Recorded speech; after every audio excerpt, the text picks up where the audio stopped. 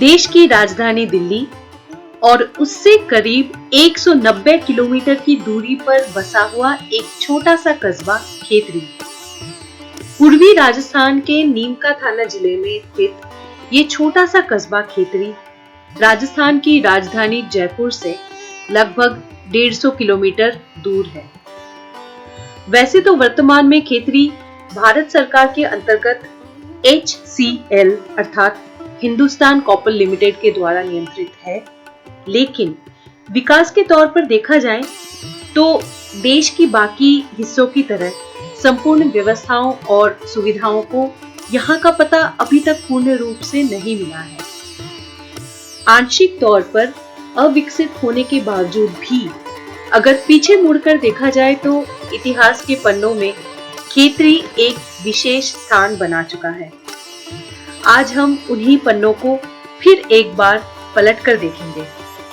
तो इस सुंदर से कस्बे की कहानी और इतिहास को जानने के लिए इस वीडियो को बिल्कुल अंत तक जरूर देखना। मेरे वीडियो को लाइक और शेयर करना और मेरे चैनल को सब्सक्राइब भी जरूर कर लेना।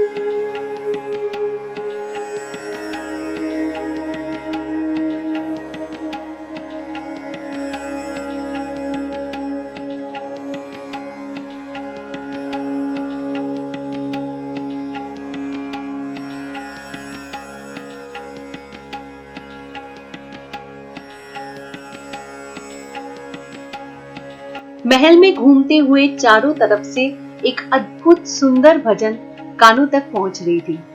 पूछने पर पता चला ये भजन प्रतिदिन सुबह से रात तक यूं ही खेतरी की हवाओं में गूंजता है। ये वही भजन है जिसे मैंने बहुत दिनों पहले अपने इसी चैनल में गाया था। ये भजन प्रभु मेरे अवगुण चित्त ना धरो स्वामी विवेकानंद का प्रिय भजन था। और इस भजन के पीछे भी एक बहुत ही अद्भुत कहानी छिपी है जो बहुत से लोगों को नहीं पता। अगर आपने मेरे उस भजन की वीडियो को देखा है तो मैं दोबारा उस कहानी को यहाँ नहीं दोहराऊंगी, लेकिन अगर आपको ये कहानी नहीं मालूम है तो आपसे मेरी विनती है कि आप ऊपर दिए गए लिंक या फिर डिस्क्रिप्शन में दिए गए लिंक पर क्लिक करके मेरे उस वीडियो को जरूर देखें।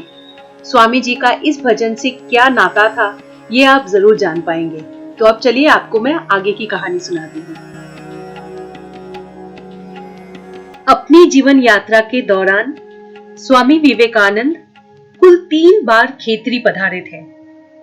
खेतरी में उनके तीनों बार आगमन में से सन 1891 में हुई उनकी पहली यात्रा को सानिध्य यात्रा, सन 1893 में हुई उनकी दूसरी यात्रा को आशीष यात्रा और सन 1897 में हुई उनकी तीसरी यात्रा को अभिनंदन यात्रा के रूप में प्रस्तुत किया जाता है।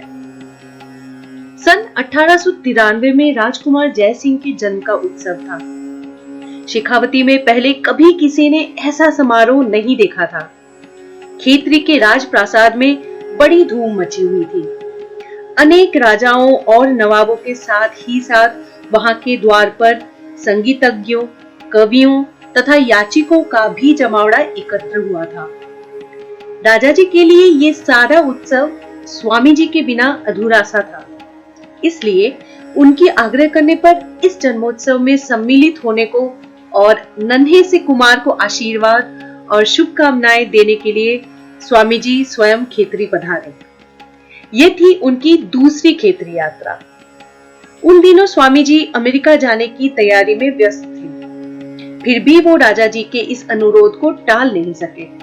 इस यात्रा के दौरान दोनों के बीच स्वामी जी के अमेरिका यात्रा विषय कुछ कठिनाइयों पर भी चर्चा हुई। राजा जी ने सारे अभावों को समझते हुए स्वेच्छा पूर्वक अपने गुरुदेव की इस यात्रा के व्यवस्था की सारी जिम्मेदारी अपने ऊपर ले ली और इसी तरह से अपनी सेवा प्रदान की। इसी कारण शायद स्वामी जी ने भी अपने पत्र में लिखा था, भारत के कल्याण हेतु मैं जो थोड़ा बहुत कर सका हूँ, यदि राजा जी से मेरी भेंट नहीं हुई होती तो मैं वो सब नहीं कर पाता। खेतरी के नगरवासी स्वामी जी के प्रति बहुत ही श्रद्धा और सम्मान का भाव रखते थे। राजा जी के साथ साथ इन लोगों से भी स्वामी जी का प्रेम संबंध जुड़ गया था। सन 1897 के 12 दिसंबर का दिन खेतरी के लिए एक बहुत ही स्मरणीय दिन बन गया। इस दिन शिकागो के उस ऐतिहासिक धर्म सम्मेलन से लौटने के बाद स्वामी जी फिर एक बार खेतरी पधारे और ये थी उनकी तीसरी खेतरी यात्रा। उस समय पूरी खेतरी उल्लास और आनंद से झूम उठा था। उनकी स्वागत में भोपालगढ़, फतेहविलास महल, सुख महल के साथ पूरा खेतरी घी प्रज्वलित दीपकों से जगमगा उठा था। सन 2011 से लेकर आज तक 12 दिसंबर का ये ऐतिहासिक दिवस को खेतरी विरासत दिवस के रूप में मनाया जाता है। भारत भ्रमण के दौरान स्वामी जी कई नामों से जाने गए, विविदिशानंद, विवेकानंद, सच्चिदानंद। लेकिन आज मैं आपको बताऊंगी कि स्वामी जी जिस विवेकानंद नाम से विश्व विख्यात हुए, वो नाम उन्होंने कैसे धारण किया। जैसे हम सब जानते हैं कि उनका असली नाम नरेंद्र नाथ था। सन्यासी काल में उस समय वो स्वामी विविदिशानंद नाम से जाने जाते थे। एक दिन राजा अजीत सिंह ने स्वामी जी से कहा, स्वामी जी, आपका नाम बहुत ही कठिन है और आपका विविदिशा काल भी समाप्त हो चुका है, तो मेरे समझ में आपके योग्य एक नाम है और वो है विवेकानंद। और उसी दिन से स्वामी जी ने अपने मित्र के अनुरोध पर विवेकानंद नाम धारण किया और तब से ये नाम कितना प्रतिष्ठित और प्रसिद्ध हुआ है ये हम सब जानते ही हैं।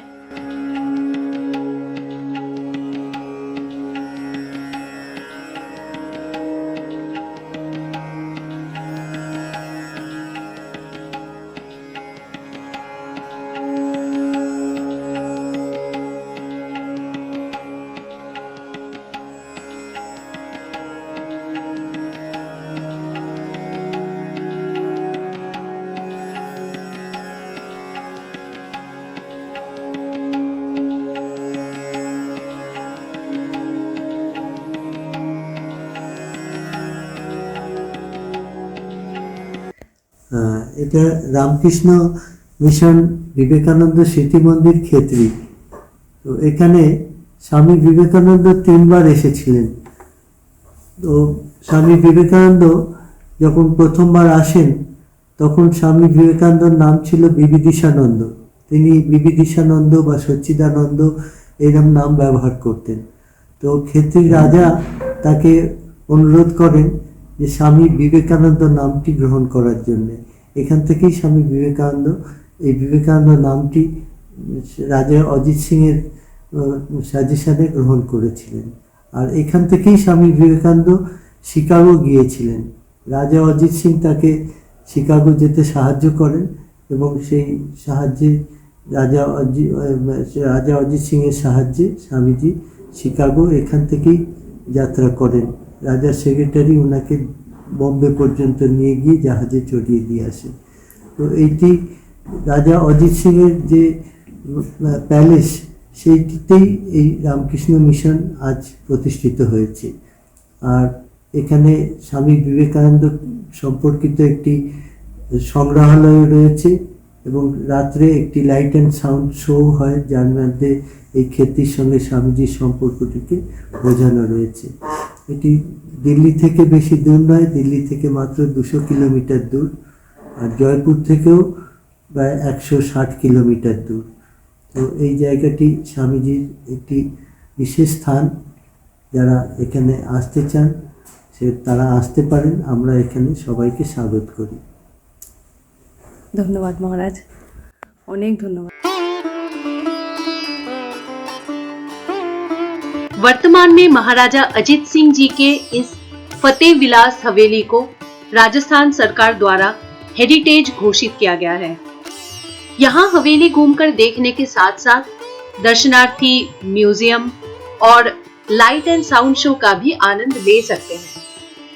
खेतड़ी रामकृष्ण मिशन अपने आसपास के सभी गांव वासियों के लिए शिक्षा, संस्कृति, आजीविका और आध्यात्मिकता के विकास के लिए वचनबद्ध है। इतना ही नहीं, महिला सशक्तिकरण के लिए भी ये खेतड़ी और आसपास के गांवों में कई योजनाएं चलाते हैं। अगर आप भी दिल्ली एनसीआर या राजस्थान के रहने वाले हैं तो मेरा अनुरोध रहेगा कि आप इस स्थान में जरूर जाएं। जितना ज्यादा लोगों को इस जगह के बारे में पता चलेगा, उतना ही अप्रत्यक्ष तरीके से राजस्थान के इस छोटे से कस्बे को विकास की रोशनी मिलेगी। उम्मीद करती हूँ मेरा ये वीडियो आप सबको पसंद आया। मेरे साथ बने रहने के लिए और मेरे आगे आने वाले और भी travel videos, travel and lifestyle mini blogs और फनी शॉर्ट्स को एंजॉय करने के लिए मेरे चैनल को सब्सक्राइब जरूर करें। मिलेंगे बहुत जल्दी, तब तक मेरा खूब सारा प्यार और बेस्ट विशेस सिर्फ आपके लिए। और अरे रुको रुको, वीडियो तो पूरा देखते जाओ और हाँ, लाइक भी करते हुए जरूर जाना। बाय।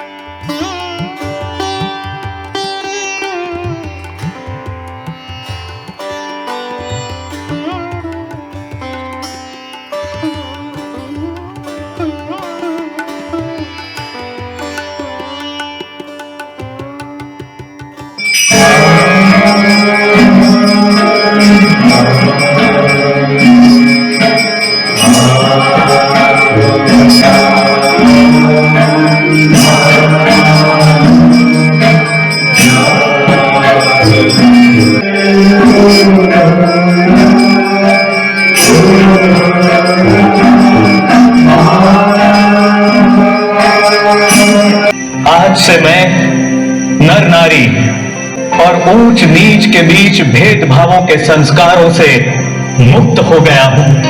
आए प्रभु आज